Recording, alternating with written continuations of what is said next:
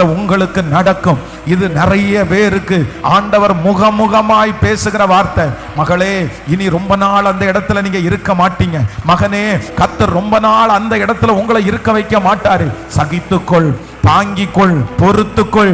கர்த்தர் சொல்லுகிறார், நான் அந்த இடத்துல நீ சகித்த அந்த காரணத்திற்காக, நீ என் நாமத்தை மறுதலியாமல் இருந்ததற்காக, அந்த இடத்திலிருந்து ஒரு உன்னதமான இடத்திற்கு நான் உன்னை கொண்டு போவேன். பிரமிக்கிற இடத்துக்கு நான் உன்னை கொண்டு போவேன். அவர்கள் ஆச்சரியப்படுகிற இடத்திற்கு கர்த்தராகிய ஆண்டவர் ஓ ரம் தமா நஹதலாரியா கதரமா அந்த முயற்சியை கர்த்தர் இப்பொழுதே ஆரம்பிக்கிறார். அந்த காரியத்தை கர்த்தர் இப்பொழுதே ஆரம்பிக்கிறார். இந்த இடம் உனக்குரிய இடம் இல்லைன்னு கர்த்தர் பேசிட்டே இருக்கிறாரு. நீ ஆயத்தப்படு மகளே, நீ ஆயத்தப்படு மகனே, நீ சரியாயிரு. ஆமே, நீ கர்த்தரிடத்துல கிருபையை கேளு. அந்த விருப்பங்கள் வரட்டும், அந்த அபிஷேகம் வரட்டும். நீ இந்த இடத்திலேயே இருக்கணும்னு நினைச்சு நிறைய பேர் தடை பண்றாங்க.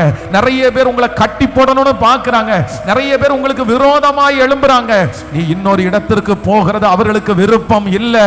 ஆனா யோசேப்பை சிறைச்சாலையில் இருந்து பார்வோனுடைய அரண்மனைக்கு இடமாற்றம் செய்கிற கர்த்தர் இன்றும் அவர் ஜீவிக்கிறார், இன்றும் ஜீவிக்கிறார். இந்த சிறைச்சாலை அனுபவத்திலிருந்து ஒரு இடமாற்றம் எனக்கு தயவாய் கர்த்தர் தரப்போகிறார். தயவாய் கர்த்தர் தரப்போகிறார்.